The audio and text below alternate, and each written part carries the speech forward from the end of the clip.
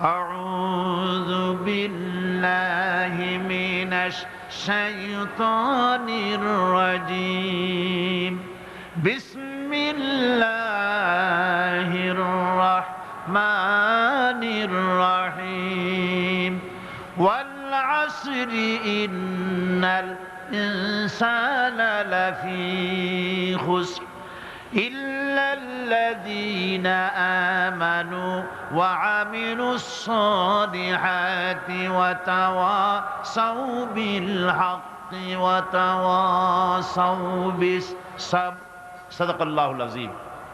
কি বলেন, খুব বড় সূরা, কোরআনে কারীমের সর্বকনিষ্ঠ ছোট্ট একটি সূরা।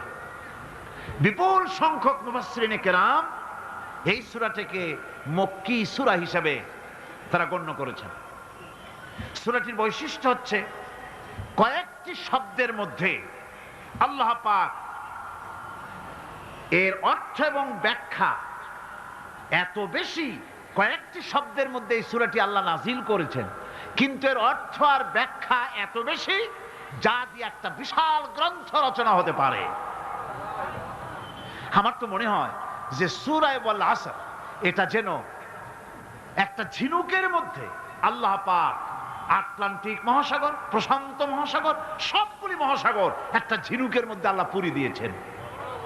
মানুষের সাফল্য এবং কল্যাণ, তার ধ্বংস এবং সর্বনাশের পথ কোথায় তা এ কোরআন বলে দিয়েছে। সফলতা কিসে আসবে, ধ্বংস কিসে আসবে, এ কথা আল্লাহ কোরআনে বলে দিয়েছে।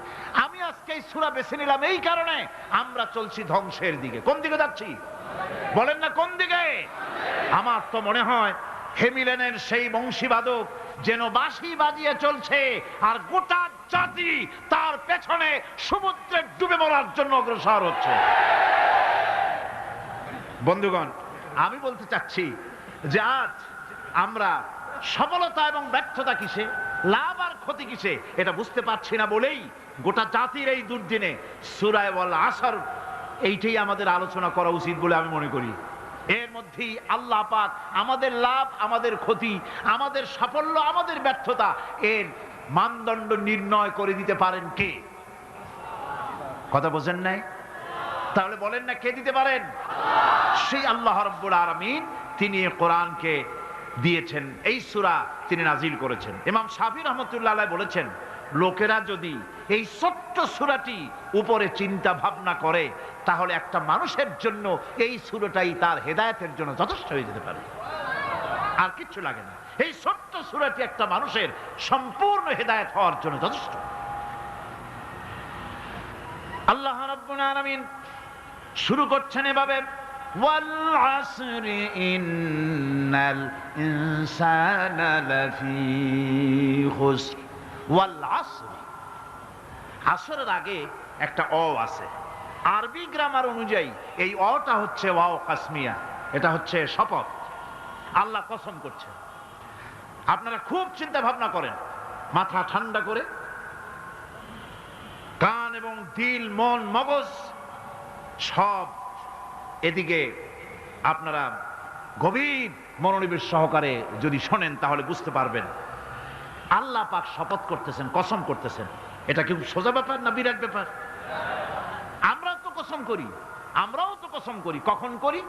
কথাটাকে নিশ্চিত করার জন্য, দৃঢ়ভাবে বিশ্বাস করার জন্য বলি, আল্লাহর দোহাই, আল্লাহর কসম, এই বলে আমরা আমাদের কথাকে উপস্থাপন করি, অধিকতর বিশ্বাস করার জন্য। আল্লাহ পাক কসম করতেছেন, তবে আল্লাহর কসম আর আমাদের কসম এক না। আমরা কসম করি সবচাইতে যিনি বড়, মহানত্ব, বিরাটত্ব, শ্রেষ্ঠত্বের উপরে ভিত্তি করে আমরা কসম করি, যেহেতু আল্লাহর চাইতে মহান, বড়, শ্রেষ্ঠ আর কেউ নাই।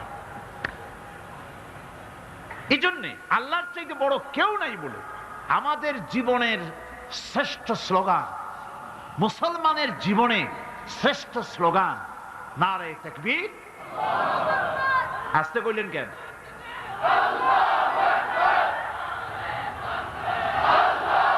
আল্লাহ হচ্ছেন বড়,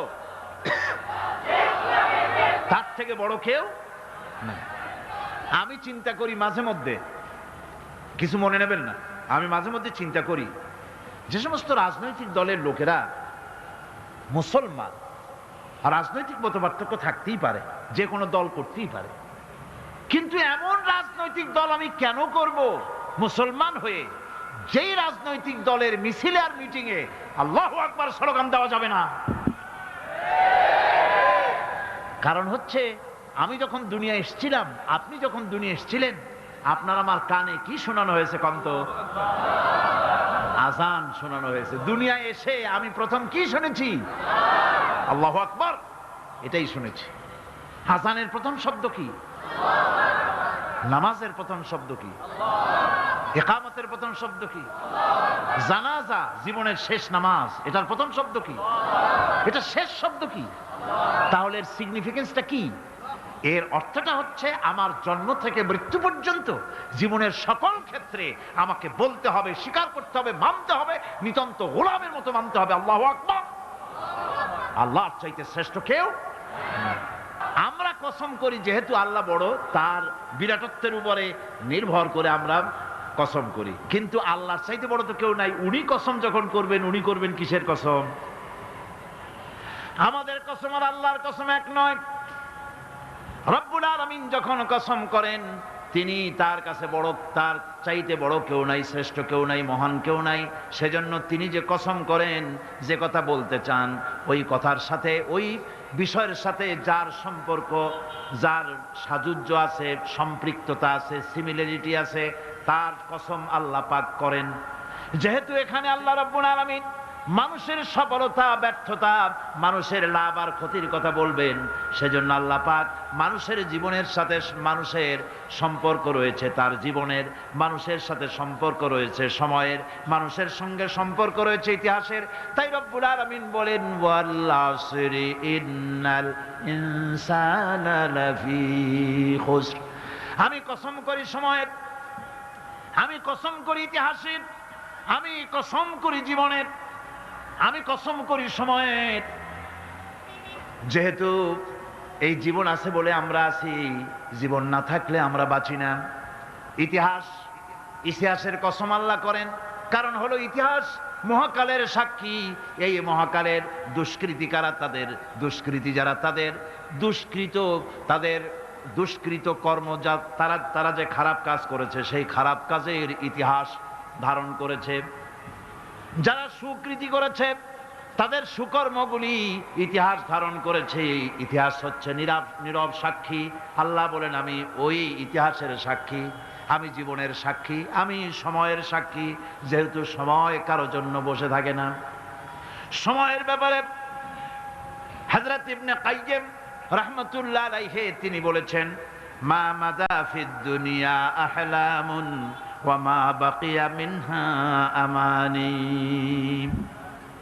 মা মাদা ফিদ দুনিয়া আহলামুন, আমি আমার জীবনের যে অংশ ফেলে এসেছি এটা আমার স্বপ্ন। ওয়া মা বাকিয়া মিনহা আমানি, আর যেটা আমার সামনে জীবন বাকি আছে ওটা হচ্ছে আমার আকাঙ্ক্ষা। ওয়াল ওয়াক্তু বাইনাহুমা দায়ুন, আর এর মাঝখান থেকে সময় চলে যাচ্ছে। সময় আমার জন্য বসে নেই, সময় চলে যাচ্ছে। এই পৃথিবীতে আসার পর আমাদের হায়াত তো বাড়ছে না, বরং হায়াত প্রতি মুহূর্তে কি হচ্ছে? লোকেরা বলে হায়াত বাড়ে, হায়াত তো বাড়ে না। হায়াত কি হয়? জন্মের পরের থেকে আমার জন্য রিজার্ভ আছে যতটুকুন, 50 বছর বাঁচবো, 60 বছর বাঁচবো, যতটুকুন হায়াত আমার জন্য নির্ধারিত করা আছে, নির্ধারণ করা আছে, প্রতিদিন একদিন করে কমে যেতেছে।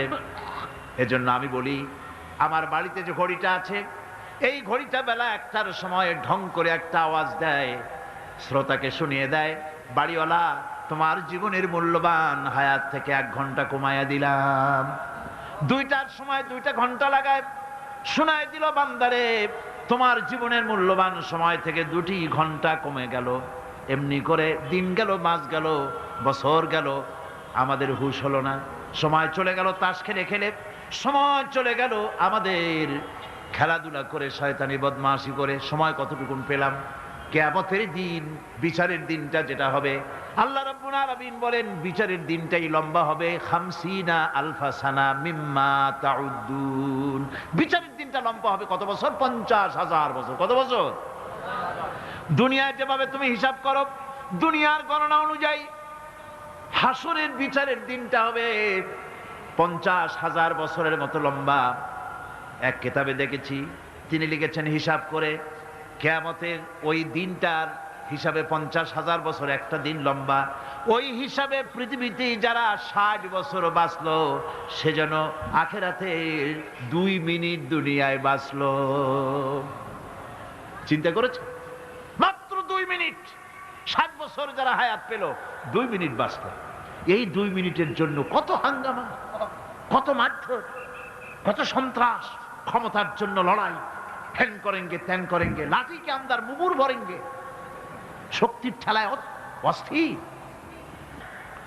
আমার বন্ধুগণ, সময় চলে যাচ্ছে স্রোতের মতো করে, কারোর জন্য সময় অপেক্ষা করতেছে না।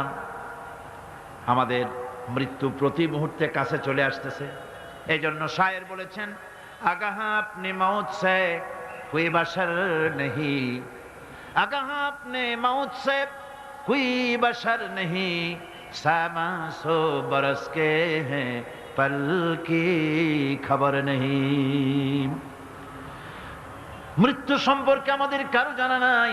যে কোনো মুহূর্তে মৃত্যু আমাদের কাছে এসে যেতে পারে, মৃত্যু সম্পর্কে কিছুই জানা নাই। অথচ প্রতি মুহূর্তে আমরা মৃত্যুর দিকে এগিয়ে চলছি। মাল সামান 100 বছর কি ধরে খাবো তাও জমা করে রেখেছি, কিন্তু এক মুহূর্তের খবর নাই। মাহফিলে এসেছি, বাড়ি যেতে পারবো নিশ্চয়তা নাই। আছে? বলেন আছে? আপনি বাড়ি যাও ভালো, বসেছেন, দাঁড়াতে পারবেন এই নিশ্চয়তা আছে? নাই। সুতরাং সূরাটি যে সময়ের উপরে কসম করে মূলত সময়ের অপরিসীম গুরুত্ব সম্পর্কে আল্লাহ পাক মানুষকে বুঝাই দিতেছেন। সময়ের দাম দাও। আমাদের সময় চলে যায় গান শুনতে শুনতে, আশ্চর্য মলম বিক্রি করা দেখতে দেখতে, তাস পাশা খেলতে খেলতে সময় চলে যায়, কেউ খেয়াল করে না। সময় বলতে অতীত কালও হতে পারে, আবার বর্তমানও হতে পারে। আর বর্তমান কাল কোনো কালই না। বর্তমান কাল কোনো কাল নয়। প্রতি মুহূর্তে ভবিষ্যৎ এসে বর্তমান হয়, আর প্রতি মুহূর্তে বর্তমান কি হয়? অতীত হয়ে যায়। বর্তমান কাল বলে কোনো কাল নাই। প্রতি মুহূর্তে অতীত হয়ে যাচ্ছে। এই যে আমি মাহফিলে বসছিলাম প্রথম এসে, ওইটা কি এখনো বর্তমান আছে? এই যে বর্তমান কথা বলছি, এটা অতীত হয়ে যাচ্ছে। সুতরাং বর্তমান কাল নাই। আল্লাহ পাক অল আসরের সময়ের কসম করে বলছেন। যদি আমরা চিন্তা ভাবনা করি তাহলে আমরা লক্ষ্য করব আমাদের আসল মূলধন সময়। আসল মূলধন কি? জীবনের আসল মূলধন কি? সময়। ইমাম রাজি রহমতুল্লাহ আলাইহি এই পর্যায়ে এক বুজুর্গের ব্যক্তির কথা তিনি আলোচনা করেছেন। তিনি বলেছেন যে একটা লোক, তিনি সূরা আল আসর এর ব্যাখ্যা তিনি বুঝতেছিলেন না। ব্যাখ্যাটা কি? এই মাথার মধ্যে ঘুরপাক খাচ্ছিল এর ব্যাখ্যা কি? একবার তিনি বাজারে ঢুকলেন, তারপরে তিনি শুনতে পেলেন বাজারের এক প্রান্ত থেকে একজন চিল্লায় বলতেছে, সেই ব্যক্তির উপরে রহম করো যার পুঁজি গলে যায়, সেই ব্যক্তির উপরে রহম করো যার পুঁজি গলে যায়। উনি চিন্তা করলেন পুঁজি এবার গলে কেমনে? উনি দৌড়ে গেলেন, যায় দেখেন যে যে ব্যাটা চিল্লাচ্ছে সে হচ্ছে বরফ বিক্রেতা। কি বিক্রেতা? বরফ, বরফ, আইস। এখন এই বরফ বিক্রেতা সে চিল্লায় বলতেছে, সেই ব্যক্তির পরে রহম করো যার পুঁজি কি গলে যায়। সূর্যের তাপ বাড়তেছে আর বরফ গলে যাচ্ছে। সে বুঝাতে চাচ্ছে যে আমার এই বরফটা জমাট থাকা অবস্থায় তোমরা কেউ কেনো, যেহেতু আমার পুঁজি তো এর মধ্যে আমি ইনভেস্ট করেছি। এটা যদি পানি হয়ে যায় তো পানি তো কেউ কিনবে না, এটা তো যেখানে সেখানে পাওয়া যায়। বরফ পাওয়া যায় না বলেই তো আমি বরফ কিনে আনছি। তোমরা আমার প্রতি দয়া করো, তাড়াতাড়ি করে বরফটা কিনে নিয়ে যাও। ইমাম রাজি রহমতুল্লাহ আলাইহি বলেন, বুজুর্গ ব্যক্তি চিৎকার মেরে বললেন, আল্লাহু আকবার, আমি কিন্তু এই বরফ বিক্রেতার ঘোষণার মধ্য দিয়ে সূরা আল আসরের তাফসীর আমি বুঝে ফেলেছি। তার মানে হলো বরফ বিক্রেতা যেভাবে বলতেছে সেই ব্যক্তির উপরে রহম করো যার পুঁজি গলে যায়, আমারও তো একটা পুঁজি আছে, ওই পুঁজির নাম হায়াত। প্রতি মুহূর্তে আমার পুঁজি তো গলে যেতেছে, আমার পুঁজি তো গলে যায়, প্রতি মুহূর্তে কমে যেতেছে। আহারে, এই পুঁজি যে গলে গেল ধরে রাখতে পারলাম না, এই জন্য কিছুই তো করতে পারি নাই। সূরা আল আসরের ভিতরে মানুষের আয়ুষ্কাল দেওয়া হয়েছে বরফ গলে যাওয়ার মতো দ্রুত, সে আয়ু কমে যাচ্ছে। একে যদি নষ্ট করে ফেলা হয়, ভুল কাজে ব্যয় করা হয়, সেটাই হচ্ছে মানুষের মূল ক্ষতি। মানুষের মূল ক্ষতি। ব্যবসায় ক্ষতিগ্রস্ত হয়েছে, এটা মূল ক্ষতি নয়। স্বাস্থ্য হারাইছে, মূল ক্ষতি নয়। রাজনীতিতে ব্যর্থ হয়েছে, মূল ক্ষতি নয়। জীবনে মন্ত্রিত্ব হারাইছে, মূল ক্ষতি নয়। মূল ক্ষতি প্রতি মুহূর্তে সময় নষ্ট হচ্ছে, এটাই মূল ক্ষতি। ভাইরা, কিয়ামতের দিন জান্নাতীদের কোনো দুঃখ থাকবে না, সকলের দুঃখ থাকবে। জান্নাতীদের কোনো দুঃখ থাকবে নাকি? থাকবে, থাকবে। জান্নাতীদের মনের মধ্যে একটা দুঃখই থাকবে। ভালো করে শুনুন, জান্নাতীদের মনের মধ্যে একটা দুঃখই হবে।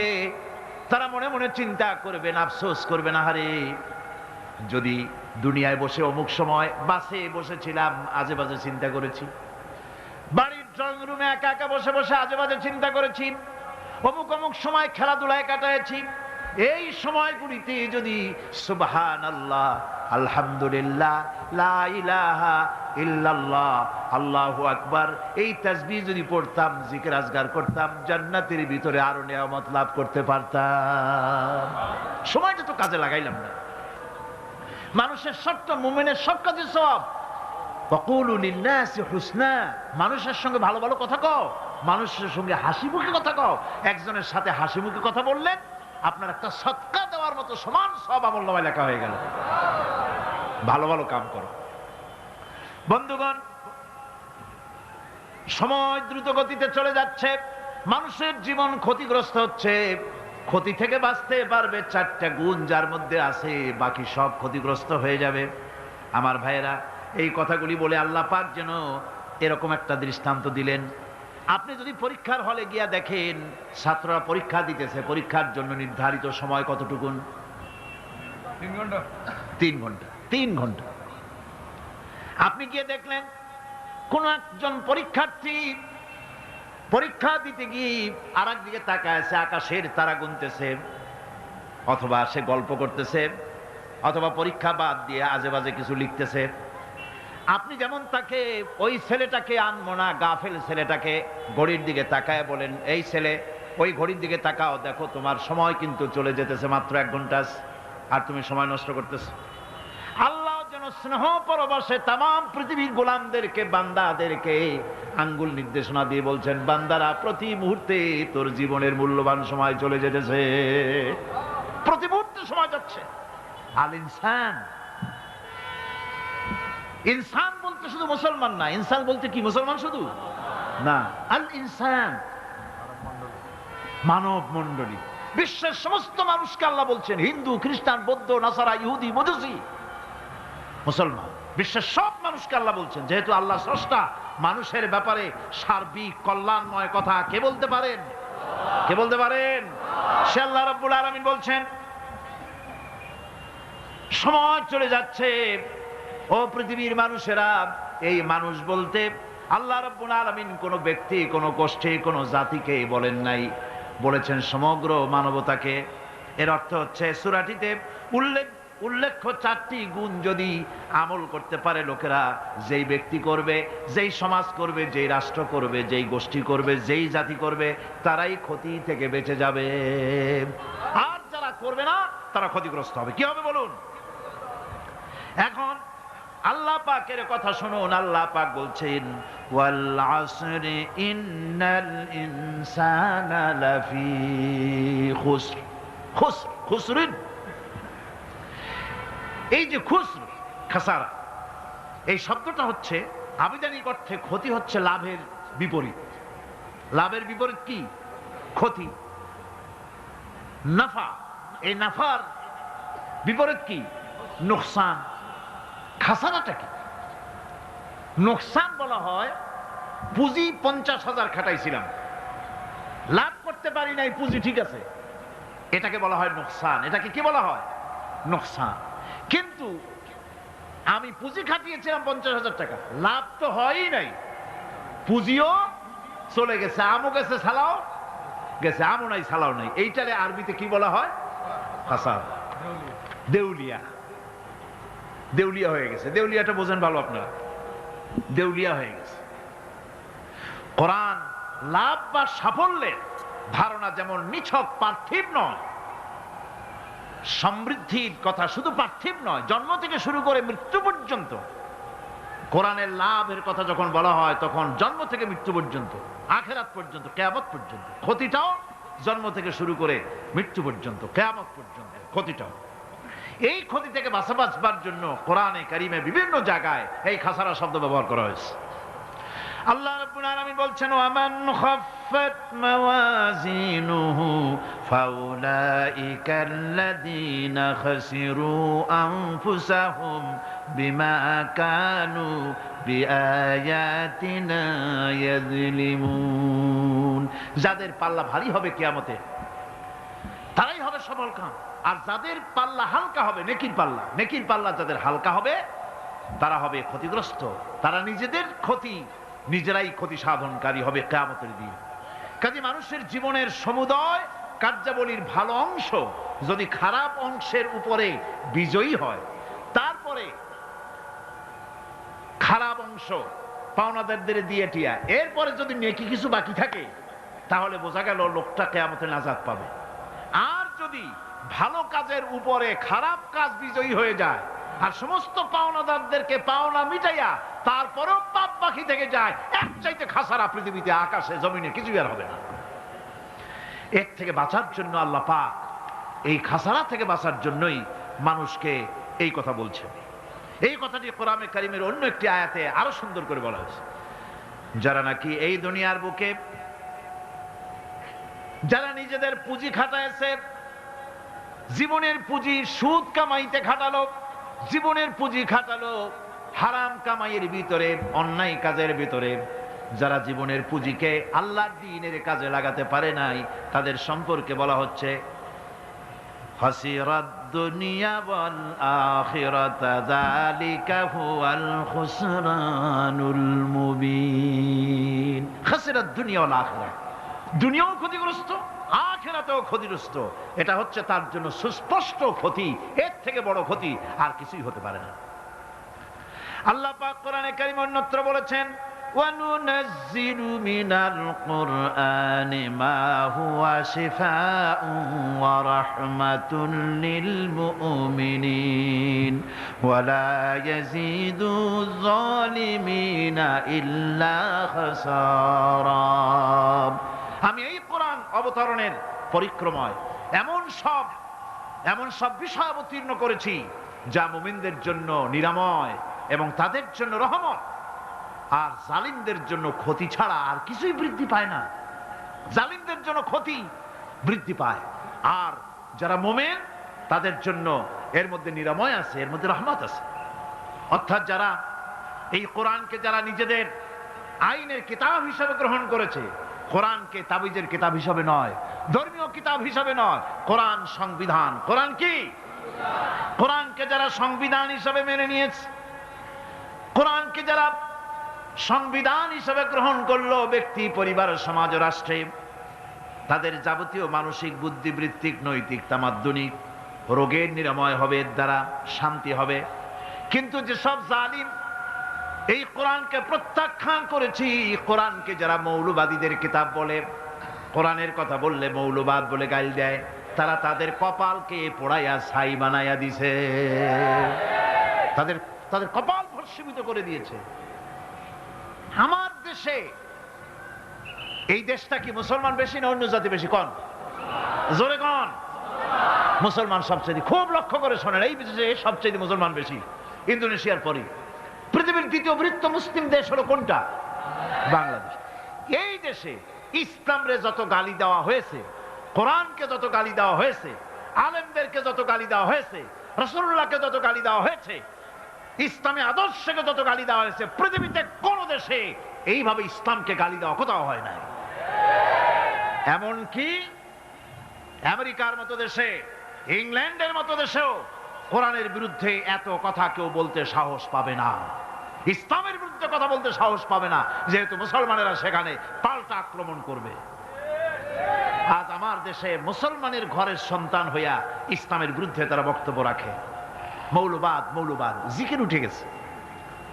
আমেরিকার প্রেসিডেন্টরা যখন শপথ নেন, প্রেসিডেন্ট হিসাবে ওথ নেন, বাইবেলের উপরে হাত রাখেন আর বলেন, এই মহাগ্রন্থকে স্পর্শ করে শপথ নিচ্ছি, আমি আমার চিন্তা চেতনা, আমার মেধা, আমার প্রজ্ঞা সবটা আমার জাতি, আমার দেশকে উন্নয়নের জন্য, এর সমৃদ্ধির জন্য, এর সংরক্ষণের জন্য আমি আমার জীবনকে উৎসর্গ করব। বাইবেলের উপরে স্পর্শ করে এই শপথ তারা নেন। আমার দেশের প্রেসিডেন্ট, প্রধানমন্ত্রী শপথ নেওয়ার সময় কোরআন শরীফের উপরে হাত রাখে যদি, তাহলে বলা হবে বেচারা মৌলবাদী হয়ে গেছে। এটা করা যাবে না। আর যদি কেউ করে সামান্য কিছু, কোরআন না, যদি তসবিহ নিয়েও আসে, তাহলে বুঝতে হবে জাতির সাথে একটা প্রতারণা ছাড়া আর কিছুই না।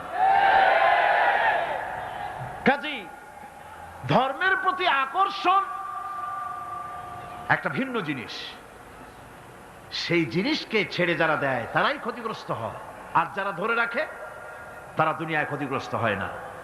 আল্লাহ পাক এখানে রাসূল করিম সাল্লাল্লাহু আলাইহি ওয়াসাল্লামের একটি হাদিস প্রণিধানযোগ্য কোরআনের ব্যাপারে। হুজুর বলেছেন, আল কোরআন হুজ্জাতুন লাকা ওয়া আলাইকা। এই কোরআন হয় তোমার পক্ষের সাক্ষী, না হয় এই কোরআন তোমার বিপক্ষের সাক্ষী। কিয়ামতে এই কোরআন হয় তোমার পক্ষে কাজ করবে, নতুবা এই কোরআন তোমার বিপক্ষে কাজ করবে। দুই অবস্থা থেকে খালি হবে না। হয় কোরআন তোমার পক্ষে সাক্ষী দেবে, না হয় আমরা কি চাই? কিয়ামতে কি চাই? বলেন কি চাই? কোরআনের পক্ষে যদি আমরা সাক্ষী চাই, তাহলে এই কোরআনের পক্ষে আমাদেরকে কাজ করতে হবে। এছাড়া আমাদের নাজাতের কোনো পথ নাই। আমাদের মুক্তির পথ হচ্ছে কোরআন কেন্দ্রিক, রাসূলুল্লাহর হাদিস কেন্দ্রিক।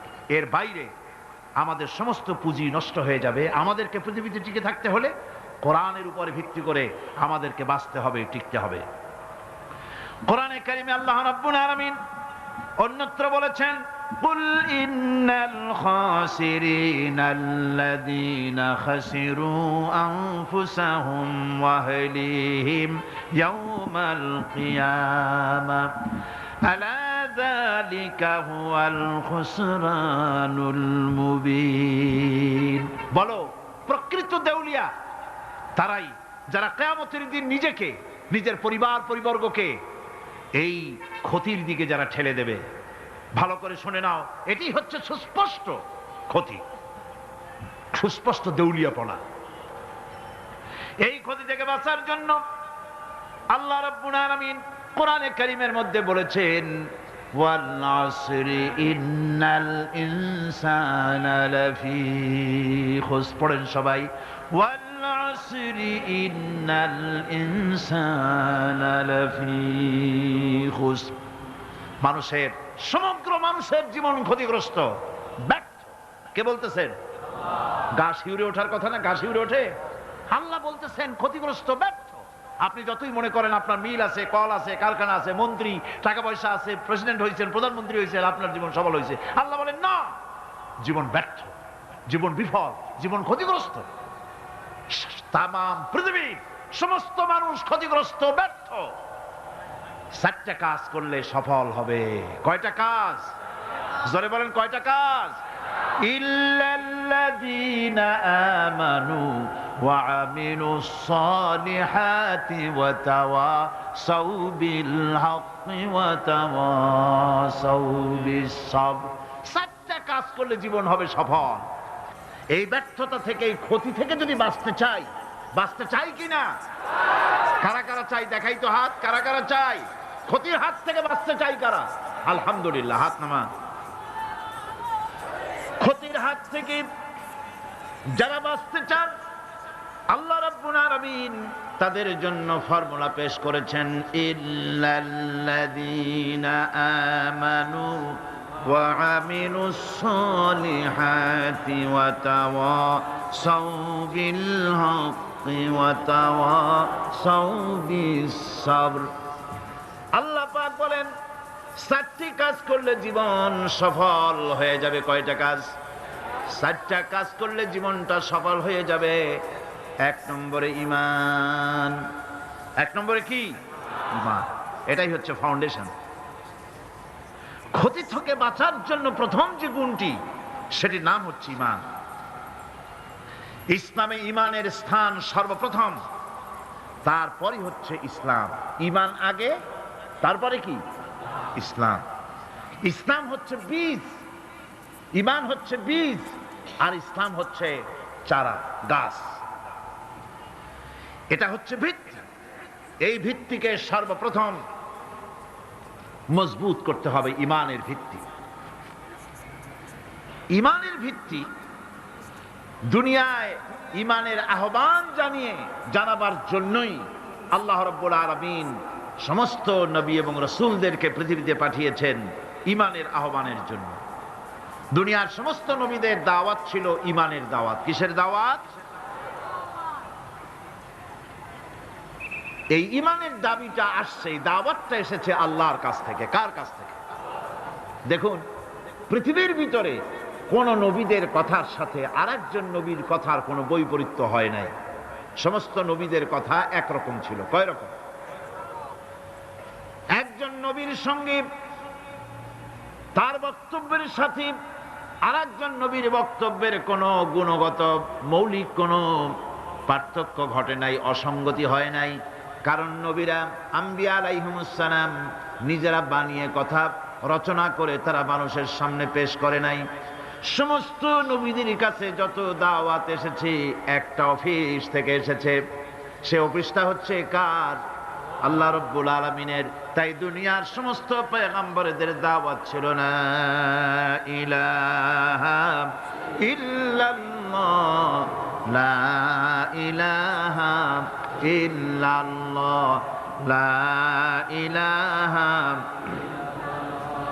লা ইলাহা ইল্লাল্লাহু মুহাম্মাদুর রাসূলুল্লাহ। এটাই ছিল সমস্ত নবীদের দাওয়াত। কোরআনে কারীম তার ধারক এবং বাহক সম্পর্কে বলে যে তিনি যে দাওয়াত দিয়েছেন সে দাওয়াতটা হলো ঈমানের দাওয়াত। আমাদের নবী তিনি এসে যে দাওয়াত দিয়েছেন সে দাওয়াতটা কিসের? কোরআনে কারীম বলছি, ربنا إننا سمعنا مناديا ينادي للإيمان। হে আমাদের রব, নিশ্চয়ই আমরা এমন একজন আহ্বায়কের আহ্বান শুনেছি যিনি আমাদেরকে ঈমানের দাওয়াত দিয়েছেন। এমন কোন পয়গম্বর নাই দুনিয়ায় যিনি ঈমানের দাওয়াত দেন নাই। সকলেই ঈমানের দাওয়াত মানুষের সামনে, বিশ্ববাসীর সামনে পেশ করেছেন। কোরআনে হাকিম স্পষ্ট একটা সীমারেখা দুনিয়ার মানুষের সামনে পেশ করে পৃথিবীর মানুষগুলিকে দুটি শ্রেণীতে বিভক্ত করে দিয়েছে। একটি হচ্ছে ঈমান পোষণকারী, আরেকটি হচ্ছে অবিশ্বাসী। একটা ঈমান পোষণকারী আর একটা অবিশ্বাসী। ঈমান পোষণকারীরা সত্যশ্রয়ী, তারা হচ্ছে জ্ঞান এবং নূরের সম্পদে সমৃদ্ধ। আর দ্বিতীয় দলটি হচ্ছে কাফের, জালিম, মূর্খ। তারা হেদায়েতের রাস্তা তাদের জন্য অবরুদ্ধ। কোরআনে কারীম এই দুইটি দল সম্পর্কে উল্লেখ করতেছেন, মাসালুল ফারিকাইনি কাল আ'মা ওয়াল আসাম্মি ওয়াল বাসীরি ওয়াস সামিম হাল ইয়াস্তাবিয়ানি মাসালান আফালা। কোরআন শরীফ বলছে, হাল ইয়াস্তাবিয়ানি মাসালান আফালা তাযাক্কারুন।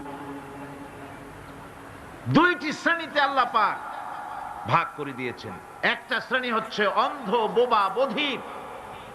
আরেকটি যারা শুনতে পায়, চোখে দেখতে পায়। এই দুটি কখনো এক নয়, সমান নয়। এ দুটির রাস্তা আলাদা।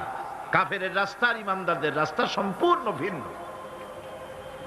আল্লাহ রাব্বুল আলামিন ঈমান এবং কুফরের পার্থক্য বলে দেওয়ার জন্য গোটা মানব জাতির মধ্যে স্পষ্ট করে বলেছেন, লা ইকরাহা ফিদ-দীন ক্বাদ তাবায়্যানার রুশদু মিনাল গাই। দ্বীনের ব্যাপারে জোর জবরদস্তি নেই। এখানে হেদায়েতের পথ এবং গোমরাহি, হেদায়েতকে গোমরাহির পথ থেকে সম্পূর্ণ আলাদা করে দেওয়া হয়েছে। লা ইকরাহা ফিদ-দীন, দ্বীনের ব্যাপারে কোনো জোর জবরদস্তি নাই। যারা ধর্মনিরপেক্ষবাদী তারা এই আয়াতটাকে নিজেদের মতবাদকে প্রতিষ্ঠার লক্ষ্যে অনেক সময় কাজে লাগায়। দুটি আয়াতকে তারা বেশি ব্যবহার করে, একটা হচ্ছে লাকুম দীনুকুম ওলিয়া দিন, আর একটা হচ্ছে লা ইকরাহা ফিদ্দিন। এই দুইটি আয়াতকে ধর্ম নিরপেক্ষবাদীরা ব্যবহার করে। এই দুটির কোনটি তাদের আদর্শকে বোঝাবার লক্ষ্যে ব্যবহারের কোনো সুযোগ নাই। লা ইকরাহা ফিদ্দিন, ধর্মের ব্যাপারে কোনো বাড়াবাড়ি নাই, জোর জবরদস্তি নাই। এ কথা বলা হয়েছে এই কারণে যে কোন বিধর্মীকে, অমুসলিমকে ভয় দেখিয়ে, লোভ দেখিয়ে অথবা কোন ক্রমে কোন প্রকার চাপ সৃষ্টি করে তাকে মুসলমান বানানো যাবে না। এমনকি সূরা তওবার মধ্যে এসেছে, যুদ্ধ চলাকালীন সময়, জিহাদ চলাকালীন সময় কোন অমুসলিম যদি ইসলাম জানার জন্য তোমাদের তাঁবুতে আসে, তাহলে তুমি তাকে ইসলাম বুঝাও। ইসলাম শোনার পরে যদি মেনে নেয় ভালো কথা, আর যদি না মানে তাকে তার তাঁবু পর্যন্ত ফিরে যেতে চাও, ফিরে যেতে দাও, মাঝপথে তাকে আক্রমণ করা যাবে না। ধর্মের ব্যাপারে কোনো বাড়াবাড়ি নাই, লা ইকরাহা ফিদ্দিন। এর দ্বারা ধর্ম নিরপেক্ষতার কোনো কথা বোঝানো হয়নি। আর লাকুম দীনুকুম ওয়ালিয়া দিন, এটা ছিল কাফেরদের সেই বক্তব্যের প্রেক্ষিতে যেখানে কাফেররা বলেছিল মুহাম্মদ সাল্লাল্লাহু আলাইহি ওয়াসাল্লাম, আসুন আমরা এক কাজ করি, সেটা হলো ধর্ম নিয়ে আমাদের মধ্যে যে বাকবিতণ্ডা হচ্ছে, আমরা ধর্মকে 50-50 ভাগ করে দিই। কিছুদিন আমরা গিয়া আপনার আল্লাহরে সেজদা দেই, আর কিছুদিন আপনারা আমাদের মূর্তিগুলিকে প্রণাম করুন। এই প্রস্তাব যখন রাখল, আল্লাহ রাব্বুল আলামিন সূরা কাফিরুন অবতীর্ণ করে দিলেন, কুল ইয়া আইয়ুহাল কাফিরুন লা আ'বুদু মা তা'বুদুন। হে কাফেরেরা, হে অবিশ্বাসীরা, নবী আপনি বলুন, হে অবিশ্বাসীরা, তোমরা যার ইবাদত করো আমরা তার ইবাদত করি না, আবার আমরা যার ইবাদত করি তোমরাও তার ইবাদত করো না। সুতরাং লাকুম দীনুকুম ওয়ালিয়া দীন, সুতরাং তোমাদের দিন তোমাদের জন্য, আমাদের দিন আমাদের জন্য। এখানে নিরপেক্ষতার কথা বলা হয় না, এখানে পক্ষের কথা বলা হয়েছে। কিসের পক্ষ? ধর্মের পক্ষ। কিসের পক্ষ? হিন্দু, খ্রিস্টান, বৌদ্ধ, তোমরা তোমাদের ধর্মের পক্ষে থাকো। মুসলমান, তোমরা তোমাদের ধর্মের পক্ষে থাকো। ধর্মের ব্যাপারে নিরপেক্ষ হওয়ার কোনো সুযোগ নাই। আছে নাকি সুযোগ? আমি পার্লামেন্টে বলেছি এই কথা, যে একটা ধর্মের উপরে বিশ্বাস করে নিজেকে একটা ধর্মের পক্ষের ব্যক্তি হিসাবে ঘোষণা করে কেউ বলছে, দাবি করছে আমি হিন্দু, কেউ বলছে আমি বৌদ্ধ, কেউ বলছে আমি খ্রিস্টান, কেউ বলছে আমি মুসলমান। নিজেকে একটা ধর্মের বিশ্বাসে বিশ্বাসী ঘোষণা করার পর আমি ধর্ম নিরপেক্ষ, এই কথাটা মিথ্যা, বানোয়াট, জালিয়াতি, প্রতারণা, মুনাফিক। কোন ধর্মের অনুসারী ব্যক্তি ধর্ম নিরপেক্ষ হতে পারে না। কেবলমাত্র নাস্তিক, যারা আল্লাহরে মানে না, আল্লাহকে স্বীকার করে না, ওরা বলতে পারে আমরা ধর্ম নিরপেক্ষ, ধর্মের ব্যাপারে আমরা নিরপেক্ষ, ওগুলো মানি না, বিশ্বাস করি না। কিন্তু যারা ধর্মে মানে, সেদের যে ধর্মেরই হোক না কেন, সে ব্যক্তি ধর্ম নিরপেক্ষ যদি দাবি করে, এটা মিথ্যে কথা, এটা মুনাফিকি ছাড়া আর কিছু হতে পারে না। মুসলমানকে, যে কোনো জাতিকে যে ধর্মে আছে ধর্মের পক্ষে থাকায় কথাই বলা হয়েছে। এখন আমি বলতেছিলাম ইমানের কথা। ইমান আগে আনতে হবে। ইমান সম্পর্কে আল্লাহ রাব্বুল আলামিন বলতেছেন, ইমান হলো আগে, তারপরে ইসলাম। আবার ইমান আনার আগে আবার কুফরি একটা শব্দ আছে, সেটা হলো ফামান ইয়াকফুর বিত্তাগুতি ওয়া ইউমিন বিল্লাহি ফাকাদ ইসতামসাকা বিল উরওয়াতিল উসকা লা ইনফিসামা লাহা والله سميع عليم ফামান ইয়াকফুর বিত্তাগুত, যে ব্যক্তি তাগুতকে অস্বীকার করেছে, সর্বপ্রথম তাগুতকে অস্বীকার করতে হবে। ওয়া ইউমিন বিল্লাহ, আর এরপরে আল্লাহর উপরে যে ঈমান আনলো, ফাকাদ ইসতামসাকা বিল উরওয়াতিল উসকা, সেমন এক শক্ত অবলম্বন ধারণ করলো যা তাকে কোনো কিছুই বিচ্ছিন্ন করবে না, ধ্বংস করে দেবে না। সুবহানাল্লাহ। এখন সত্যিকারের ঈমানদারের পরিচয়টা কি? কোরআনে কারীম সত্যিকারের ঈমানদারের পরিচয় এভাবে পেশ করতেছে, ইন্নামাল মুমিনুনা আল্লাযীনা আমানু বিল্লাহি ওয়া রাসূলিহি সুম্মা লাম ইয়ারতাবু وجاهدوا بأموالهم وأنفسهم في سبيل الله أولئك هم الصادقون। ঈমানের দাবিতে সত্যবাদী কারা? ইন্নামাল মুমিনুনা আল্লাযীনা আমানু বিল্লাহি ওয়া রাসূলিহি, সত্যিকারের মুমিন তো তারা যারা নাকি ঈমান এনেছে আল্লাহর উপর এবং রাসূলের উপরে। এই ঈমান আনার পর সুম্মা লাম ইয়ারতাবু, এরপরে কোন সন্দেহে সে নিপতিত হয় নাই, কোন সন্দেহ তার মনের মধ্যে জায়গা পায় নাই, আর সে আল্লাহর রাস্তায় জিহাদ করেছে মাল দিয়ে, জান দিয়ে। উলাইকা হুমুস সাদিকুন, এরাই হলো ঈমানের দাবিতে সত্যবাদী। সুম্মা লাম ইয়ারতাবু, অথবা এক বিন্দু সন্দেহ মনের মধ্যে জায়গা দেয় নাই, অর্থাৎ ঈমান আনছি কার উপরে? আল্লাহর উপরে। কার উপরে? আর তার রাসূলের উপরে। আল্লাহ এবং রাসূলের উপরে ঈমান আনার পর যারা আল্লাহ এবং রাসূলের বিধান জীবনের সকল ক্ষেত্রে মানতে পারে নাই, তারাই সন্দেহে নিপতিত হয়েছে। কথা বুঝতে পেরেছেন? তাদের সন্দেহ এই কোরআন মানুষের জীবন, তার সম্পদ, তার রাজনীতি, তার অর্থনীতি পরিচালনা করতে পারে না। সেই জন্য ধর্মের ব্যাপারে কোরআন মানি, ধর্মের ব্যাপারে নামাজ আর রোজা মানি, কিন্তু রাজনীতিতে ধর্ম মানি না। এটাই হলো সন্দেহ। এটাই কি? সন্দেহ, অবিশ্বাস। জীবনকে তারা দুইটা ভাগ করেছে, এক ভাগ রাজনীতির জন্য, আর এক ভাগ কিসের জন্য? ধর্মের জন্য। জীবনকে ভাবে দুইটা ভাগ করার কোন অধিকার দেওয়া হয় নাই।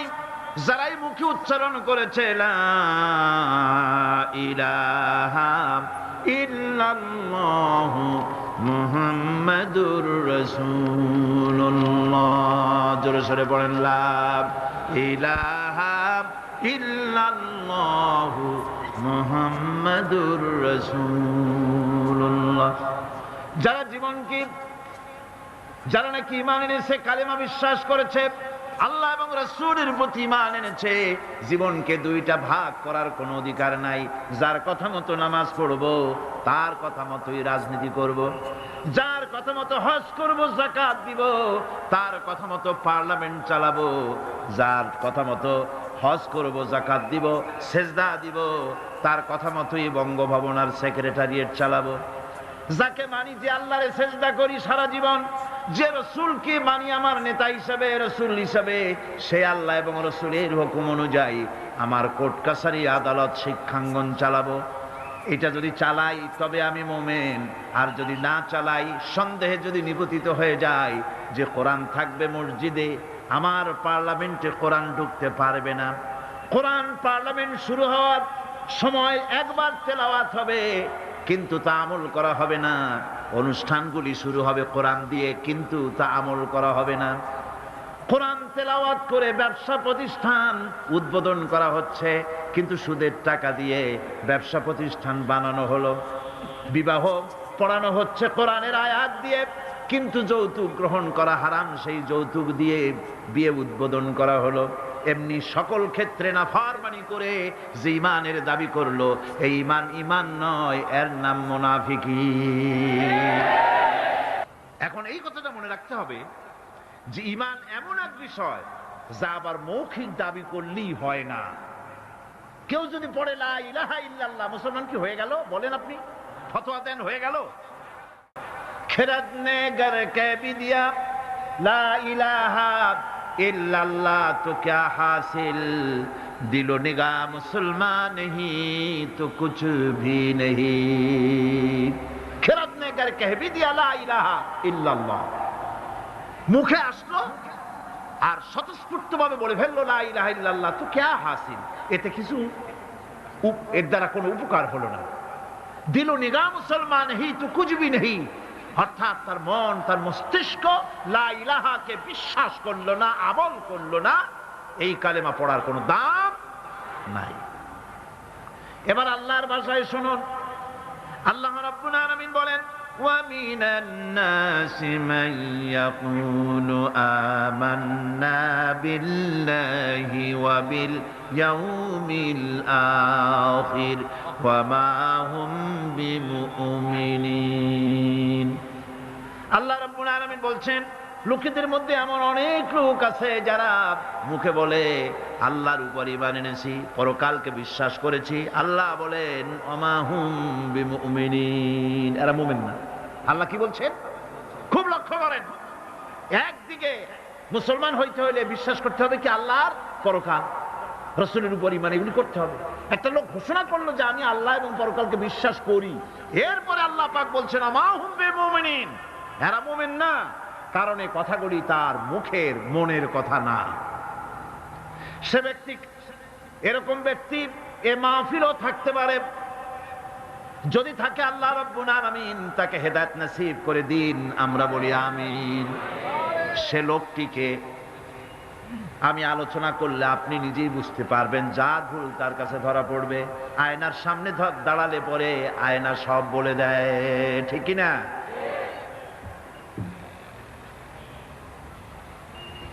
সেই ব্যক্তি, যে ব্যক্তি নাকি কালেমা পড়ে নামাজ পড়ে, আবার ব্যবসায়ী হলে ওজনে কম দেয়, খাদ্যে ভেজাল দেয়, মানুষের সঙ্গে প্রতারণা করে, টাকা নিয়ে ফেরত দেয় না, ওয়াদা খেলাপ করে, চুরি করে, ডাকাতি করে, জেনা করে, সুদ ভিত্তিক ব্যাংকের থেকে টাকা তুলে ব্যবসা করে, সুদের ব্যবসা করে, ঘুষ দেয়, জেনা করে, আর একদিকে নামাজ পড়ে, সময় হলে আবার হজ করে আসে। এই ধরনের মানুষগুলি ইহরামের কাপড় পরে হজের নিয়ত করে জিদ্দায় পা রেখে যখন বলে লাব্বাইক আল্লাহুম্মা লাব্বাইক লাব্বাইক লা শারীকা লাকা লাব্বাইক ইন্নাল হামদা ওয়ান নি'মাতা লাকা ওয়াল মুলক লা শারীকা লাক লাব্বাইক আল্লাহুম্মা লাব্বাইক, আয় আল্লাহ প্রভু হাজির, প্রভু আমি হাজির, হে আমার রব তোমার গোলাম হাজির। বান্দা বলে আয় আল্লাহ গোলাম হাজির, গায়েব থেকে আওয়াজ আসে, আল্লাহর পক্ষ থেকে বলা হয় লা লাব্বাইকা ওয়ালা সাদাইক। বান্দা বলছে আমি উপস্থিত মাবুদ, আর মাবুদ বলছে আমি তোমার উপস্থিতিকে গ্রহণ করলাম না। তুই বলছো হাজির, আমি বলছি তুমি অনুপস্থিত, তোমার উপস্থিতি আমি গ্রহণ করলাম না।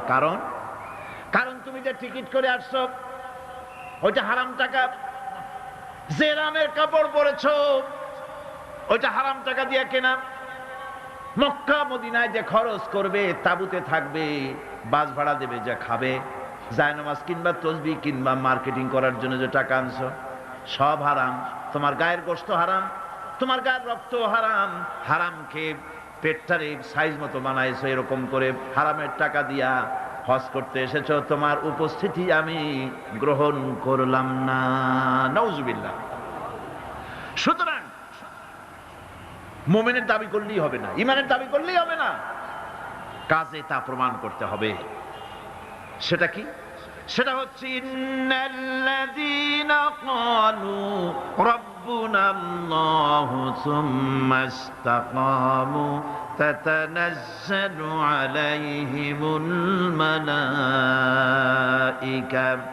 নিশ্চয় যারা বলে আমাদের রব আল্লাহ, অতঃপর এই কথার উপরে সে দৃঢ় পথ থাকে, ফেরেশতাগণ তার প্রতি ফেরেশতা অবতীর্ণ হয়, অর্থাৎ আল্লাহর রহমত তার উপরে নাজিল হয়। যে ব্যক্তি ঈমানের দাবি করে ঈমানের উপরে টিকে থাকে, আল্লাহর রহমত তার উপরে নাজিল হতে থাকে। ঈমান আনাই শুধু মুখে দাবি করাই শেষ কথা নয়, ঈমান আনার পর ঈমানের উপরে টিকে থাকা সবচেয়ে বড় কথা। ঈমানের উপরে টিকে থাকতে হবে। ঈমানের কোনো দাম নাই যদি আমলে সালেহ না থাকে। ঈমান হচ্ছে এক, এটা মূল্যহীন হয়ে পড়ে যদি আমলে সালেহ না থাকে। যে নেক কাজ করতে হবে আল্লাহকে খুশি করার জন্য, কাজটা ভালো হওয়ার জন্য শর্ত দুইটা। একটা হচ্ছে কাজটা হতে হবে আল্লাহকে খুশি করার জন্য। কারে খুশি করার জন্য? আল্লাহ পাককে খুশি করার জন্য হতে হবে। আর 2 নম্বরে কাজটা হতে হবে সুন্নতে নববী সাল্লাল্লাহু আলাইহি ওয়াসাল্লাম, রাসূল করিম সাল্লাল্লাহু আলাইহি ওয়াসাল্লামের সুন্নতের উপরে কাজটি হতে হবে। তাহলেই আপনার আমলটা সহি হয়ে গেল। আপনি আমি নিজের আন্দাজ করে কাজটা খুব ভালো হয়েছে মনে করলেই হবে না। নিকৃষ্ট বা অসৎ কাজের পরিণতি সম্পর্কে কোরআন বলছে, قُلْ هَلْ نُنَبِّئُكُمْ بِالْأَخْسَرِينَ أَعْمَالًا الَّذِينَ ضَلَّ سَعْيُهُمْ فِي الْحَيَاةِ الدُّنْيَا وَهُمْ يَحْسَبُونَ أَنَّهُمْ يُحْسِنُونَ صُنْعًا। আমি কি তোমাদেরকে বলবো না যে কোন আমল তোমাদেরকে ক্ষতিগ্রস্ত করবে? সেটা হচ্ছে সেই আমল যারা দুনিয়ার জীবনে দুনিয়ায় উন্নতি করার জন্য কাজ করে, তাদের সমস্ত জদ্দোজাহাদ, তাদের চেষ্টা প্রচেষ্টা দুনিয়ায় টিকে থাকার জন্য তারা করে থাকে। যে কাজগুলি আল্লাহ পাকের খুশনুদি হাসিলের জন্য, আল্লাহ পাককে খুশি করার জন্য করা হয় না, সেই কাজগুলি মানুষের সমস্ত প্রচেষ্টাকে, তার চেষ্টাকে, তার সমস্ত আমলগুলিকে বিনষ্ট করে দেবে। এগুলি কিয়ামতের দিন কোনো ফায়দা হবে না। যারা দিনদার, পরহেজগার, ইমানদার, সৎকর্মশীল, আল্লাহ তাদের ব্যাপারে কি করে শোনেন, ইন্নাল্লাযীনা আমানু ওয়া আমিলুস সালিহাতি সায়াজআলু লাহুমুর রাহমানু উদ্দা।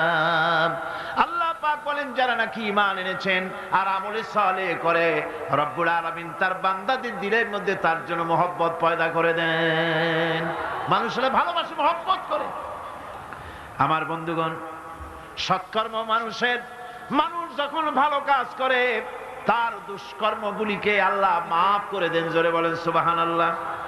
কোরআন বলছে, والذين آمنوا وعملوا الصالحات لنكفرن عنهم سيئاتهم ولنجزينهم أحسن الذي كانوا يعملون। যারা ঈমান আনবে আর সৎ কাজ করবে, আল্লাহ পাক বলেন আমি তাদেরকে সর্বোত্তম কাজগুলির প্রতিদান করব। তারা যত ভালো কাজ করবে ওই ভালো কাজের মধ্যে সবচাইতে ভালো যেটা, ওইটার উপর আমি তাকে পুরস্কার দান করব। সুবহানাল্লাহ। আর তাদের সাইয়্যাতগুলি হাসানাত দিয়ে বদলায় দেব, তাদের পাপ কাজগুলি আমি নেক কাজে পরিবর্তন করে দেব। শুধু তাই নয়, শয়তানের ওয়াসওয়াসায় পড়ে বান্দা যখন একটা গুনাহ করে, আল্লাহ বলে দিয়েছেন একটা গুনাহ লিখবি। আদম আলাইহিস সালামকে আল্লাহ পাক যখন দুনিয়ায় পাঠিয়ে দিলেন, হযরত হাওয়া যখন দুনিয়া আসলেন, আর শয়তানের বুজুর্গি সব শেষ হয়ে গেল। শয়তানে বলল, আল্লাহ আমার সব ইবাদত নষ্ট হইল আদমের জন্য। আমি তোমার কাছে ফরিয়াদ জানাই, তুমি 7টা জাহান্নাম বানাইছো, এই জাহান্নাম আরো বানাও। আমি তোমার এই জাহান্নামগুলি তোমার বান্দাগুলি দিয়ে ওয়াসওয়াসা দিয়ে এই জাহান্নাম ভরে দেব। যে আদমের জন্য আমার সমস্ত ইবাদত পণ্ড হলো, সেই আদম সন্তান সব আমি জাহান্নামে পাঠাবো। আল্লাহ রাব্বুল আলামিন বললেন, এই কোরআন শরীফের ভিতরে আছে, আল্লাহ পাক বলেছেন, ও আমার ফেরেশতারা, শয়তান কি বলল শুনেছো? আমার বান্দা যখন শয়তানের ওয়াসওয়াসায় পড়ে একটা নেকের একটা গুনাহ নিয়ত করবে, গুনাহ করার নিয়ত করবে, গুনাহটা করে নাই, পাপ লিখবা না। গুনাহ করা হয়ে যাওয়ার পর একটা গুনার জন্য একটা গুনাহই লিখবা। আর যদি আমার বান্দা কোন একটি নেকির কাজের নিয়ত করেছে, হজের নিয়ত করেছে, হজে যায় নাই, মাদ্রাসা মসজিদে দান করবে, চট্টগ্রাম তাফসিরুল কোরআন মাহফিলে দান করবে, করে নাই এখনো, শুধু নিয়ত করেছে, নেক নিয়তের কারণে আমলনামায় একটা নেকি লিখে দিবা। আর যখন নেকের কামটা করা হয়ে যাবে, আল্লাহ পাক বলেন মান জাআ বিল হাসানাতি ফালাহু আশরু আমসালিহা। নেকের কাজটা যখন করা হয়ে যাবে, আমার বান্দার আমলনামায় একটা নেকের পরিবর্তে 10টা গ্রেস মার্ক লাগাইয়া 10 গুণ বাড়াইয়া দিবা। সুবহানাল্লাহ। আমি বান্দা, আল্লাহ পাক বলেন বান্দার কোন আমলের উপরে আমি জুলম করি না। বান্দা যদি যে সব কাজ করবে, সমস্ত নেক কাজের জন্য আমি তাকে সওয়াব দান করব। শুধু তাই না, সৎকর্মশীল ব্যক্তিদের রুজিতে আমি বরকত দিয়ে দিব। সুবহানাল্লাহ কোন। ভালো কাজ যারা করবে তাদের রুজিতে আল্লাহ পাক কি করবেন? فالذين آمنوا وعملوا الصالحات لهم مغفرة ورزق كريم। যারা ঈমান আনবে এবং ভালো কাজ করবে, আমি তাদেরকে উত্তম রিজক দান করব। শুধু তাই নয়, আমলে সালিহ যারা করবে, সৎকর্মশীল লোকদের, তাদের জন্য রয়েছে আমার কাছে ক্ষমা, মাগফিরাত। وَإِنِّي لَغَفَّارٌ لِمَنْ تَابَ وَآمَنَ وَعَمِلَ صَالِحًا ثُمَّ اهْتَدَى।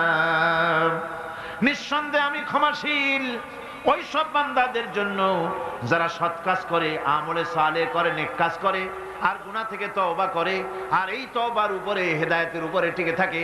আমি তাদের গুনাহ খাসি আমি রব্বুল আলামিন মাফ করে দেই। গুনাহ খাতাকে ক্ষমা করে দেব। যারা ঈমান আনবে, আমলে সালেহ করবে, নেক কাজ করবে, তাদেরকে আল্লাহ পাক ক্ষমার ওয়াদা করেছেন। মানব গোষ্ঠীকে মহা ক্ষতি থেকে বাঁচাবার জন্য আল্লাহ পাক তৃতীয় যে পয়েন্টের কথা বলেছেন সেটা হচ্ছে হক। সেটা কুই? হক শব্দটি হচ্ছে বাতিলের বিপরীত, মিথ্যার বিপরীত, অসত্যের বিপরীত। শব্দটি কি? হক। এর অর্থ হচ্ছে সঠিক, নির্ভুল, সত্য, ন্যায়, ইনসাফ ইত্যাদি এই কথার মধ্যে এসে যায়। এর মধ্যে আল্লাহর হক এবং বান্দার হক এসে যায়। হকের দাওয়াত অর্থ হচ্ছে ঈমানদারদের সমাজ এরকম হবে না যে বাতিল মাথা উঁচু করে দাঁড়াবে আর হকপন্থীরা মাথা নিচু করে তারপরে চলবে, নাহকের বিরুদ্ধে কথা বলবে না, চুপ করে থাকবে। এটা ঈমানদার যে সমাজে বাস করে সেই সমাজের চিত্র এরকম হতে পারে না। লূত আলাইহিস সালামের জামানায় যখন জমিনটাকে উল্টে দেওয়ার জন্য অর্ডার হলো, তখন ফেরেশতা বলছিল, আয় আল্লাহ, এই জমিনে তো একটা লোক আছে যে 30 বছর পর্যন্ত তোমার ইবাদত করেছে, সেই লোকটারে তো সরাবার ব্যাপারে তুমি কিছু বললা না। আল্লাহ রাব্বুল আলামিন বললেন, জমিনটা উল্টায়া ওর মাথায় আগে রাখো, ওরে শুদ্ধা জমিনটারে উল্টায় দাও। কারণ গোটা জাতি যখন আমার সঙ্গে নাফরমানি করছে, আমার নবীর সঙ্গে নাফরমানি করতেছে, তখন এরা কথা বলে নাই। এই লোক নিজের ইবাদত নিয়ে ব্যস্ত ছিল, নিজেকে জাহান্নাম থেকে বাঁচাবার চেষ্টা করেছে। গোটা জাতি জাহান্নামে যায় সেজন্য ভুরুক্ষেপ করে নাই। হক কথা বলতেই হবে। হক যে বলবে না, হক থেকে যে চুপ থাকবে, সে হচ্ছে শয়তানুন আখরাস, বোবা শয়তান। রাসূলুল্লাহ হাদিসে বলেছেন, হক থেকে যে চুপ থাকে সেটা কি শয়তান? বোবা শয়তান। এখন আপনাকে বিপদ মুসিবত থেকে বাঁচার জন্য হকের দাওয়াত দিতে হবে, তা না হলে আল্লাহ পাক ক্ষমা করবেন না। না হক যখন সমাজে চলতে থাকে, হকের আওয়াজকে একজনকে হলেও হকের আওয়াজ বুলন্দ করতে হবে। কোরআনে কারিমে রব্বুল আলামিন বলেন, واتقوا فتنة لا تصيبن الذين ظلموا منكم خاصة। সতর্ক থাকো, বেঁচে থাকো ওই সব বিপদ থেকে, মুসিবত থেকে, যেই বিপদ শুধুমাত্র বিপদের কারণ যারা ওদের জন্যই নাজিল হবে না, বরং যারা সহ্য করে তাদের উপরও বিপদ আসবে। যারা বিপদের কারণ, গুনাহের কারণ, শুধু ওরাই ধ্বংস হবে না, যারা সহ্য করবে তাদেরকেও আযাবের মধ্যে নিপতিত হতে হবে। একটা দৃষ্টান্ত দিলে বুঝবেন।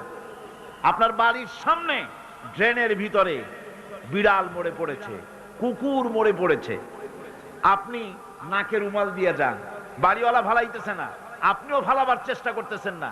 এখন এইটা পচে গলে দুর্গন্ধ হয়ে পরিবেশ নষ্ট করে দেবে। তখন এই মরা কুকুরটার দুর্গন্ধে শুধু বাড়িওয়ালাই অসুস্থ হবে না আশেপাশের লোকেরা অসুস্থ হবে? বলেন আপনারা, সবাই অসুস্থ হয়ে পড়বে। সুতরাং বাড়িওয়ালা যদি না ফালায়, আপনার দায়িত্বে আপনাকে ফেলতে হবে। অন্যায় যেখানে উঠবে সেখানেই তাকে নির্মূল করতে হবে। এটা হলো উম্মতে মুহাম্মাদীর দায়িত্ব। আল্লাহ পাক এর জন্য বলেছেন, ওয়ালতাকুম মিনকুম উম্মাতুন ইয়াদউনা ইলাল খায়র ইয়া'মুরুনা বিল মা'রুফ ওয়া ইয়ানহাউনা আনিল মুনকার ওয়া উলাইকা হুমুল মুফলিহুন। তোমাদের মধ্যে এমন কিছু লোক থাকা দরকার যারা মানুষকে কল্যাণের দিকে ডাকবে এবং অকল্যাণ থেকে মানুষকে ফিরাবে, কল্যাণের দিকে ডাকবে, হকের দিকে ডাকবে, নেক কাজের দিকে ডাকবে, মানুষকে ভালো কাজের দিকে ডাকবে। এরকম কিছু লোক তোমাদের মধ্যে হয়ে যাওয়া উচিত, তৈরি হওয়া উচিত, যারা হকের দাওয়াত নিয়ে তারা সমাজে বেরোবে। কারণ মুসলমানেরা হলো আমাদের সম্পর্কে আল্লাহ পাক বলেছেন, কুনতুম খায়রা উম্মাতিন উখরিজাত লিন-নাসি তা'মুরুনা বিল মা'রুফ ওয়া তানহাউনা আনিল মুনকার। তোমরা হচ্ছে শ্রেষ্ঠ জাতি। আমরা কি জাতি? আমরা যে শ্রেষ্ঠ জাতি সে কথা বলার মতো হিম্মত এখন আমাদের আর নাই, যার জন্য আপনারা আওয়াজ দিলেন যা শোনাই গেল না। মুসলমানেরা কি জাতি? খায়রে উমাম, ইমামে আকওয়াম। পৃথিবীর ভিতরে সমস্ত জাতি সমূহের ভেতরে শ্রেষ্ঠ জাতি কারা? আরো জোরে বলুন। এ কথা কে বলেছেন? আল্লাহ পাক বলেছেন, তোমরা শ্রেষ্ঠ জাতি। তোমাদের দায়িত্ব হচ্ছে তা'মুরুনা বিল মা'রুফ ওয়া তানহাউনা আনিল মুনকার। তোমাদের দায়িত্ব হচ্ছে ভালো কাজের আদেশ করবে, অন্যায় কাজ থেকে মানুষদেরকে ফিরাবে। এটা হচ্ছে তোমাদের দায়িত্ব। এই দায়িত্ব যদি আমরা পালন করতাম তাহলে আমাদের সমাজের ভেতরে এই অন্যায় অসত্য টিকে থাকতে পারত না। আমরা মানুষকে ভালো কাজের আদেশ দেই না। ভালো কাজের আদেশ দিতে হলে ক্ষমতায় থাকতে হয়। আদেশ আর অনুরোধ এ দুটো কি এক জিনিস? আদেশ আর অনুরোধ দুটো কি এক জিনিস?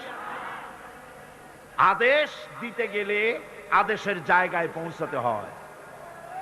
আদেশের জায়গায় না গিয়ে কাউকে হুকুম দেওয়া যায় না, অনুরোধ জানাতে হয়। গভর্নমেন্টের কাছে বিনীতভাবে অনুরোধ জানাই, সিনেমার অশ্লীলতার জ্বালায় টিকতে পারি না, রমজান মুবারক এসেছে, এই অশ্লীল সিনেমার ছবি নামায় ফেলা হোক, বিনীতভাবে অনুরোধ জানাই। এটা হলো অনুরোধ। আর আল্লাহ বলছেন ইসলামের ব্যাপারটা অনুরোধের ব্যাপার নয়, এটা হচ্ছে আদেশের ব্যাপার। ক্ষমতায় এমন লোক পাঠাতে হবে যে রমজান মাস এলে পরে অর্ডার দেবে, সিনেমার সমস্ত ছবি আর গান বন্ধ করে দাও। হোটেলের কোনো দরজা খোলা থাকতে পারবে না, কোন খাবারের দোকান মুসলমানদের খোলা থাকতে পারবে না। এটা হচ্ছে অর্ডারের কাজ। তা'মুরুনা বিল মা'রুফ, আমর, হুকুম, অর্ডার। অনুরোধ করে হয় না, এটা আদেশ দেওয়ার মাকামে যেতে হয়। সেই আদেশের মাকামে আমরা কি যেতে পেরেছি? পারিনি। আমাদের অবস্থা হচ্ছে মোল্লার দৌড় মসজিদ পর্যন্ত। এই কথাটা যে কে শুনাইছে আল্লাহই জানে। मुल्ला को जो मिला है मस्जिद में सजदे की इजाजत, मुल्ला को जो मिला है मस्जिद में सजदे की इजाजत, नालायक समझते हैं यही इस्लाम की आजाद। মৌলভী সাহেব মসজিদের ইমামতি পাইছেন আর মনে করেছেন যে আমি ইসলামের স্বাধীনতা পেয়ে গিয়েছি। ডিসি সাহেব যদি দাওয়াত দেয়, মন্ত্রী সাহেব যদি দাওয়াত দেয়, আনন্দে অস্থির হয়ে যায়। আরে বাপরে, ডিসি দাওয়াত দিছে, কি সোজা কথা, মরি কি বাঁচি, উঠি কি পড়ি। ওই জায়গা পার্লামেন্ট, সেক্রেটারিয়েট, বঙ্গভবন যেদিন কোরআনের দখলে আসবে সেই দিন অর্ডার দিয়ে অন্যায়কে বন্ধ করা সম্ভব হবে।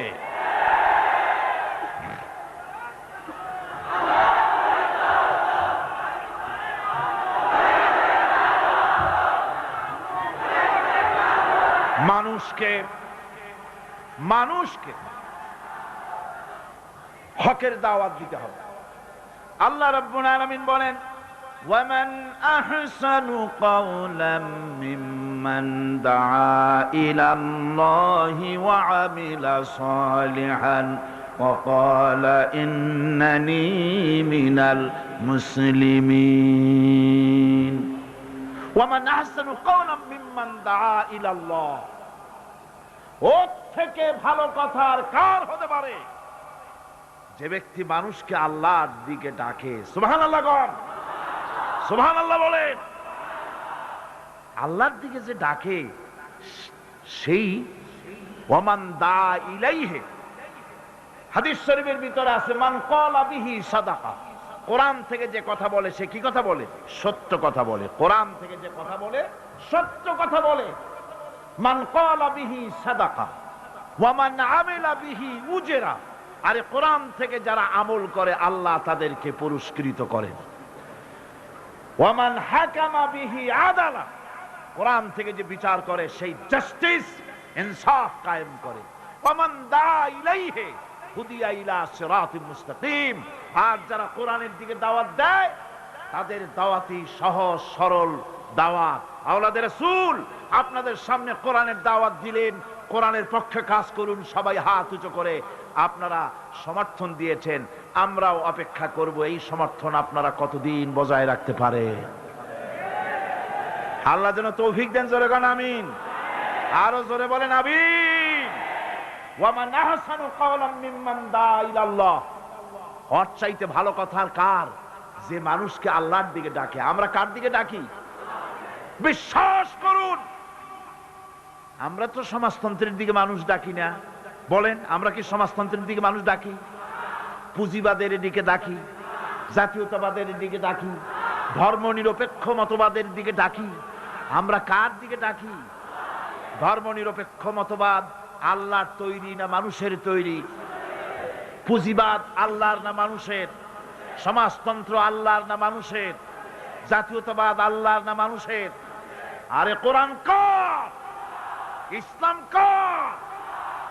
সেই আল্লাহ রাব্বুল আলামিনের দিকে আমরা ডাকি।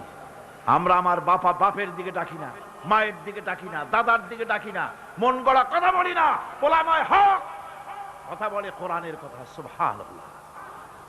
মহা ক্ষতি থেকে বাঁচার জন্য 4 নম্বরের বিষয়, এটা হলো কয়টা কথা আমাদেরকে ক্ষতি থেকে রক্ষা করবে? বলেন না কয়টা? 4টা। তার একটা হলো কি? 2 নম্বরে কি? আমলে সালেহ। 3 নম্বরে কি? হকের দাওয়াত। 4 নম্বরে কি? সবর। সবর কোরআনে কারীমের মধ্যে সর্বাধিক ব্যবহৃত একটি শব্দ সবর। আরবি ভাষায় বিভিন্ন অর্থে এই সবর শব্দ এসেছে, তবে সাধারণত সবর শব্দের অর্থ হচ্ছে অবিচলতা, দৃঢ়তা, সহিষ্ণুতা, মন মেজাজের সমতা, ধীরতা, কষ্ট সহিষ্ণুতা, বরদাস্ত, এগুলি হচ্ছে সবরের অর্থ। আমরা মনে করি সবর হচ্ছে ধৈর্য। হ্যাঁ, ধৈর্যটা ঠিক, কিন্তু সেই ধৈর্যের অর্থ কি? এই ধৈর্যের অর্থ এই নয় যে কেউ আপনার একটা থাপ্পড় মারবে আর আপনি বলবেন ভাই হাতে ব্যথা পাইছেন নাকি, তাহলে আমার আর একখান থাপ্পড় দিয়ে দাঁত যে কয়টা আছে তাও ফালাই দেয়। এর নাম সবর না। সবর হলো বিপদে আপনি হতাশ হবেন না, বিপদে ভেঙে পড়বেন না, বিপদে থাকবেন দৃঢ় অবিচল, মাথা ঠান্ডা, সুস্থ মস্তিষ্কে বিপদকে ওভারকাম করার জন্য কৌশল অবলম্বন করবেন। এটাই হচ্ছে সবর। ধৈর্য ধরতে হবে অবিচলতার সাথে, দৃঢ়তার সাথে, সহিষ্ণুতার সাথে। আল্লাহর জান্নাতে যাওয়ার জন্য এই সবর আমাদেরকে ইখতিয়ার করতে হবে। আমরা কি আল্লাহর জান্নাতে যেতে চাই? আমরা কি জান্নাতে যেতে চাই? অবশ্যই আল্লাহর জান্নাতে আমরা যেতে চাই। এই জান্নাতে যাওয়ার জন্য আল্লাহ রাব্বুল আলামিন কোরআনে কারীমের মধ্যে বলেছেন, আম হাসিবতুম আন তাদখুলুল জান্নাতা ওয়া লাম্মা ইয়া'লামিল্লাহুল্লাযীনা জাহাদু মিনকুম ওয়া ইয়া'লামাস সাবিরিন। তোমরা কি মনে করেছো যে বেহেশতে চলে যাবে, অথচ এখনো দেখা হয় নাই যে তোমাদের মধ্যে কে সবর অবলম্বনকারী, জিহাদের ময়দানে কে জিহাদ করতে এবং সবর ইখতিয়ার করতে কে তোমাদের মধ্যে পারদর্শী, অথবা এই পরীক্ষায় কে কামিয়াব হবে, এটা এখনই দেখা হয় নাই। আর এমনি তোমরা জান্নাতে চলে যাবে? জান্নাতে যাওয়া তো সহজ নয়। আল্লাহ পাক পরীক্ষা নেবেন, সেই পরীক্ষায় কামিয়াব হতে হবে। আর আল্লাহ পাক বলেছেন অবশ্যই সবরের পরীক্ষা নেব।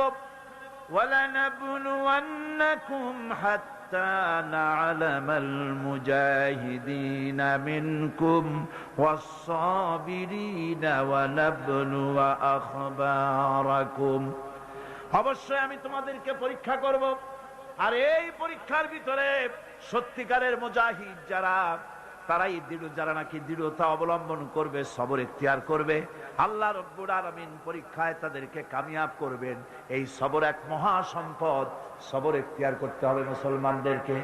জান্নাতের ভিতরেও আল্লাহ পাক যারা সবর করবে তাদের জন্য বিরাট নিয়ামত আল্লাহ পাক জান্নাতে দান করবেন। জান্নাতে যাওয়ার জন্য সবর একটা মহাগুণ। এই গুণ মুসলমানদের ভিতরে থাকতে হবে।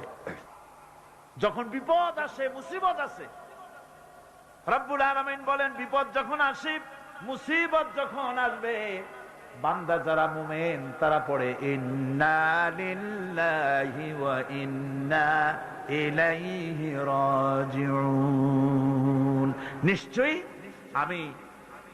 আমরা আল্লাহর জন্য এবং আমাদের সকলকেই আল্লাহর কাছে ফিরে যেতে হবে। এই কথাটা মুমিনদেরকে বলতে হবে। পড় গিয়া জিস পর নজর बंदा को मौला कर दिया, पड़ गया जिस पर नजर बंदा को मौला कर दिया, आ गया जिस दाम में जोश कतरा को दरिया कर दिया। আল্লাহ রাব্বুল আলামিনের রহমতের নজর যদি কোন গোলামের প্রতি পড়ে যায়, গোলামটা বাদশাহে পরিণত হয়ে যায়। আল্লাহর রহমতের নজর যদি এক ফোঁটা পানির উপরে পড়ে যায়, পানি ফোঁটা আটলান্টিক মহাসাগরে পরিণত হয়ে যায়। সে আল্লাহ রাব্বুল আলামিনের উপরে ঈমান এনে সৎ কাজ করে হকের দাওয়াত দিয়া সবর ইখতিয়ার করলে পরে আল্লাহ পাক তাদেরকে জান্নাত দান করবেন। জান্নাতের সুউচ্চ মাকাম আল্লাহ পাক দান করে দিবেন।